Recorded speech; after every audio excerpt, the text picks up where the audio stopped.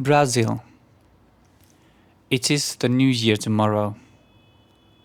We arrived in João Pessoa, Paraíba, Brazil, a couple of weeks ago.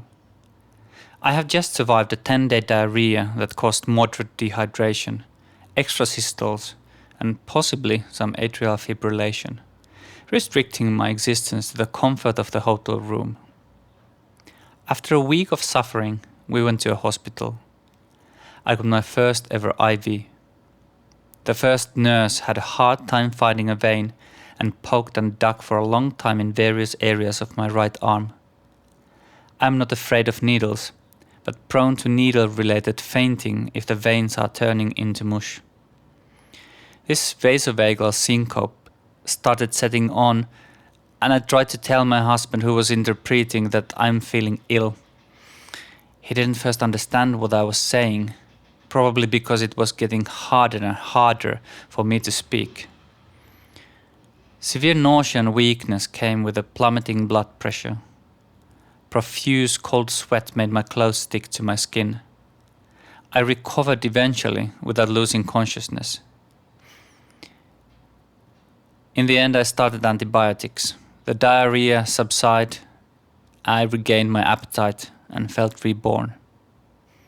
You would say that this is not a proper way to spend half of a holiday on the other side of the planet, wouldn't you? But when we arrived, I was on the verge of collapse. I've been walking a tightrope, hoarding studies while trying to satisfy the demands of a day job, not to mention our household economy. When I first decided to complete the bachelor's studies in 2 years instead of 3, the plan seemed reasonable. At this point, I would probably choose another word for it. So while spending 10 or 11 days sick in the tropics hasn't been pleasant, it quite effectively took my mind out of the stress factors at home. I released my last episode in March, and a lot has happened since. I would have liked to tell many stories in detail. The fun is always in the detail. But there has been no time nor energy. I say this without exaggeration. It seems now funny how optimistic and full of enthusiasm I was before beginning of the studies. Dreams have been replaced by deadlines and task lists that seem endless. On the other hand, looking back on the past 9 months that have now passed, I have also experienced and learned a lot. I think I called myself an incompetent fool sometime along the way. I hope I'm a little bit less of a fool now. Friends and foes. This year I've been involved with some university politics. It has gotten messy in many ways. One of the responsibilities of the bachelor program steering group, in which I have been serving as a vice student member, is to prepare the curriculum for the program. The work has been in progress already before the current steering group was appointed, and there were a few big changes. Some details were argued, but all in all, the new curriculum was close to completion. Then the bomb dropped. On the 12th of May, the newly appointed Vice Dean of Teaching sent an email that instructed us to completely change the fundamental structure of the curriculum. This should be completed before midsummer, giving us roughly 6 weeks. The arguments intensified. In the end, some sort of a compromise was drafted, and finally it was approved by the Faculty Council at the end of the year.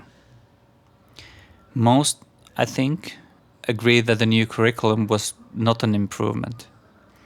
But the process revealed some things about the people involved. Finding a kindred spirit is a rare affair, but vital.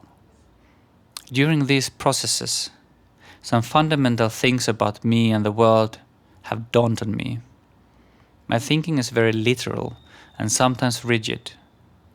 For instance, I find discrepancies between what is said and done unbearable.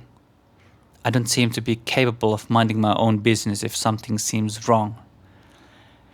There are, for example, regulations to protect the students' rights at the university, approved by the board. Some of these rules are effectively overthrown by a rector's decision. In my view, they have had no formal license to walk over the board, the highest authority of the university. Unfortunately, that puts the burden of the interpretation of these contradictory regulations on faculties, programs, and sometimes individual teachers. I loathe these sorts of tangles because they undermine the whole system of governance. If one rule can be ignored, any rule can be ignored. I'd like to think that there is some speck of diplomatic spirit in my soul, but it does not emerge with these kinds of matters. When most people find these kinds of matters inconsequential, it's no wonder that, in addition to kindred spirits, some relations have gotten icier. Celebrations. The previous episode, an entry to this journal, seems ages away. I was training in swimming, starting my CMS diving course, and hoping to be selected as a volunteer for a Snapdragon research project in Spain. The fourth period was still going on. The second part of the species diversity course taught about the family trees of animals. I don't remember much of the individual species, but some understanding of their phylogeny remains.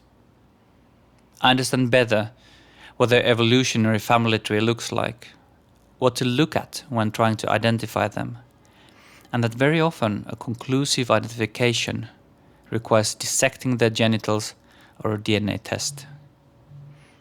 It was a great course, and especially the efforts of the good people at the Museum of Natural Sciences extended well beyond the call of duty.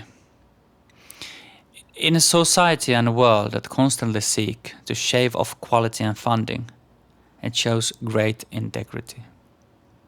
Another course took us to Lammi, where our faculty has a research station, to learn about owls. In the end, we didn't really see any, besides an extensive collection of taxidermied ones, but heard a couple. In addition to the nighttime outings, we had lectures and did a group project where we charted different kinds of habitats in the vicinity and figured out what kinds of owls we could find there. There was also a botanical trip to Åland, a group of demilitarized islands close to Sweden. It is a beautiful area. We stayed at an old biological station, which was essentially a very old wooden house. I slept in a sleeping bag in the attic. In the morning the sun would draw bright patches on the floor planks through the laced curtains and wake us up. We learned about the local flora and their spring aspect on our trips. Botanists are the best and the worst. They are historically the craziest of all natural scientists and the last real adventurers. On the other hand, when we arrived at the destination and got out of the minibuses, it would take ages to get people moving. Plants are everywhere and there's something to find behind every corner, someone wise has said. If you want to travel fast, go alone. If you want to travel far, go with a friend. If you want to travel very slowly and not get very far, go with a botanist. In the autumn, we did a similar trip to Lammi. This time we learned about the autumn aspect. The most eye-opening excursion was to a swamp. I had never understood how far underground the vegetation affects the swamp. It is not only alive on the surface, but meters and meters beneath the water level. Field course. And in June came the field course. This time we spent 2 weeks at the Lammi station. Each day covered different topics, and each group had its own specialty. Ours was Coleoptera or beetles. During the rotating theme days, we learned about methods to observe and record the diversity of birds, insects, bats, vascular plants, mammals, lichens, mycorrhizae, habitats, and, of course, beetles. Our beetle group project sparked some quarrels. Each one in our theme group belonged to a different day group. This caused some practical issues, because while the bird group left at 5 in the morning, the bat group would leave very late in the evening. The night is short in Finland during the summer, so catching the dusk or the dawn takes some precision timing. But the main brawl was about what we should do in general. In our theme group, I was the first one to have the actual beetle field day. Our teacher suggested that we could study the Coleoptera diversity by, for example, comparing two different areas. He went on to give some practical suggestions. Now the other groups had clear instructions on what to do, and they would receive data from the field days every day. We didn't seem to have that luxury. Some argued that we should not do anything that would exceed the efforts of other groups. We even asked for guidance from the responsible teacher, but were not much wiser. Some blamed me for trying to drag them into my own ambitions. My dilemma was as follows. If we do the bare minimum, there is not much to say, since we have no data to process. According to the grading scheme, that would not yield a grade that would satisfy me. Then if we want to have data, we would need to collect it, which in turn means that we need to act fast. Doing even a small study is a lot of work, especially if you first need to win the group on your side. In the end, we did a study comparing beetle diversity at two different sites using pitfall traps. Some had just water, others strong vinegar. There were 40 traps in total, arranged into 4 lines, so setting them up and collecting the catch daily over 6 days took some effort. Beetles from each line were collected into separate tubes filled with ethanol, so in the end we had 24 tubes to analyze.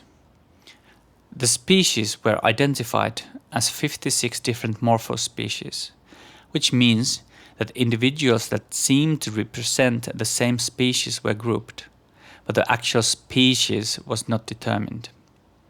Species accumulation curves were drawn, the usual diversity indexes calculated, some analysis between the areas and the effects of the bait were carried out, and final reports were written. On the last day, we did a presentation of what we had learned during the course. We presented our project and its findings to a somewhat hungover and drunk audience. This was another event where I might not have strengthened my bonds with some of my fellow students. But I retained my integrity and we got the highest grade.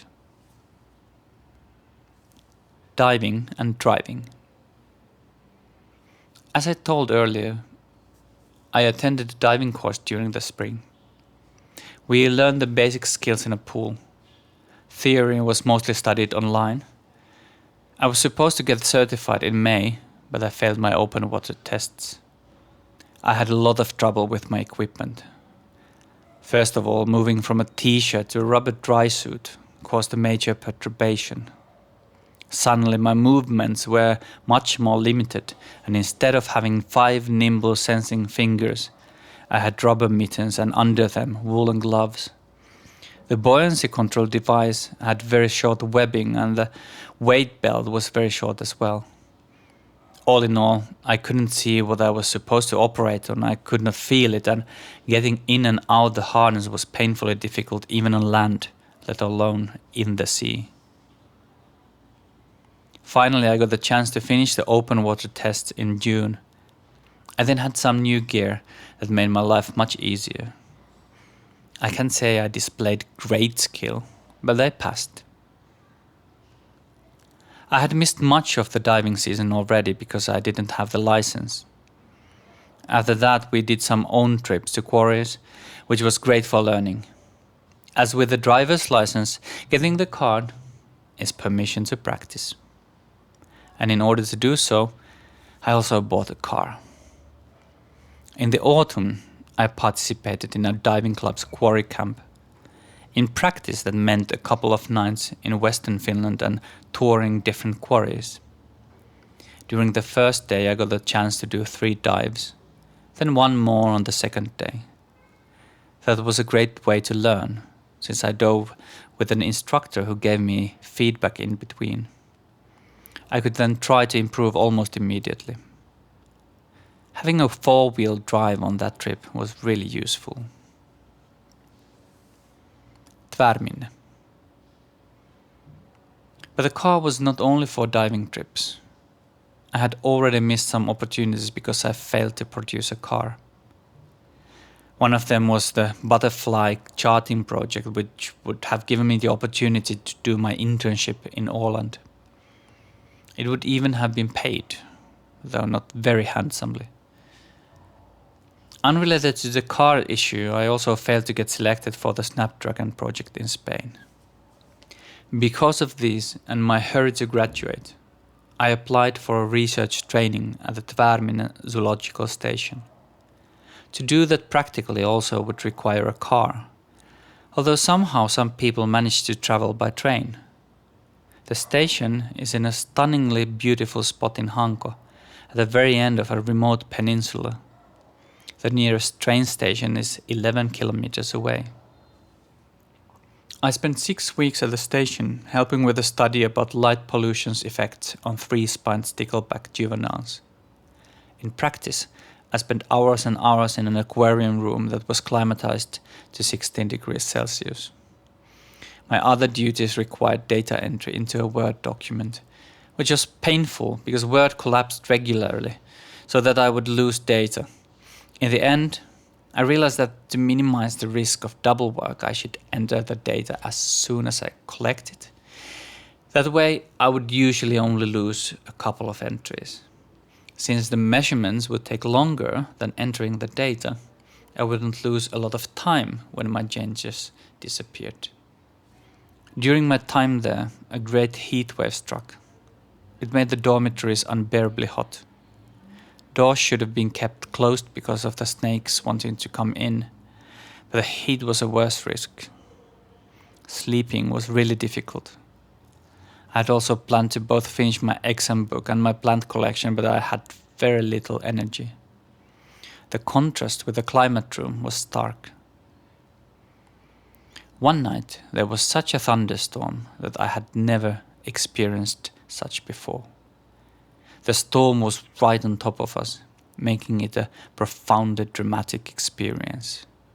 The sounds took me back to the military. I had served in the nearby brigade and spent a lot of time in a practice ground just next door. Now NATO forces would be there practicing without troops, but the thunder was louder than the cannons. Usually I would get excited of a good storm, but now I was very tired and wanted to sleep. Fall term. After my time at the zoological station, there was a couple of days break before the fall term. At this time I was like a plane approaching the runway too fast and too low. On multiple occasions, I had to dump some cargo. I could tell that I was on the verge of exhaustion from 3 things. One obvious sign was the shrinking motivation. Another, maybe more dramatic, were the moments when I would suddenly lose all energy and feel very weak. This would happen while doing something, feeling seemingly alright. The third clear sign was that I started experiencing more and more arrhythmias. My heart would jump to an extra systole and skip the next beat. Anyone who's had these little buggers knows how it feels. As for the rest, I can only say that it feels like the heart suddenly disappears for a moment. We do technically feel our heart beat, but are just filtering it out unless something unexpected happens. I started learning Portuguese in the first period. The pace has been intensive and I wish I could have put more effort into it. Still, I hope I'll manage to hang on when the next course starts in January. During the past months, there was a bachelor's seminar, a mushroom course, marine biology, human physiology, statistics, mathematics and physics. The physics didn't perhaps go so well. I trusted my old skills would help me out, but unfortunately, the course was more about qualitative knowledge of physical phenomena in biology than engineering skills. This might be the first test I will want to retake. Just before going on this holiday, there was a period of intense sales proposal work at my day job. When that was done, I was almost completely drained, feeling like a wet plastic bag. That's why this episode has been so simple. Imagine me being in a monastery, reciting my sins in a humble, unornamented confession. I have been very tired indeed. But I will bounce back. Some laborious courses are coming in January, but I do not doubt that I can deal with them. I haven't had a real holiday in many years, and this entry was the only thing that I had promised myself that I would do during this one. I'm not afraid of the bioinformatics course because I think I'm good with data. The evolution course is said to be tough, but I can manage. Lab courses in plant physiology and anatomy will provide some refreshing hands-on learning. And at some point, I will find time to finish my bachelor's thesis too. Vaya con Dios. Here in João Pessoa, we have been using taxis a lot. They do not cost much and the public transport is not very strong here. Getting older, I find myself less and less afraid of dying each year, but also less willing. I have become more and more conscious about the little risks in life. I always assume that something unexpected can happen. When driving, I always imagine a child running on the street from behind a bush or a speeding car that I need to have time to react to. I keep my safety distance and constantly count in my head that I have at least 4 seconds to the next car. Here, people drive as if they were playing Mario Kart. But what can I do? Complaining to the driver will not change the culture, but can make them angry and lower the customer score on the taxi platform. Complaining on the platform could damage the driver's income, which is not very generous to begin with. These are problems that must be solved on a systemic level, and big ships turn slowly. So I distance myself from the fear. I engage in a curiosity of discovering what the fate will be. What will happen, will happen. Still, I'm always sure to wear the seatbelt. I bid you a great, happy new year, and hope you will enter the new year rested and with optimism.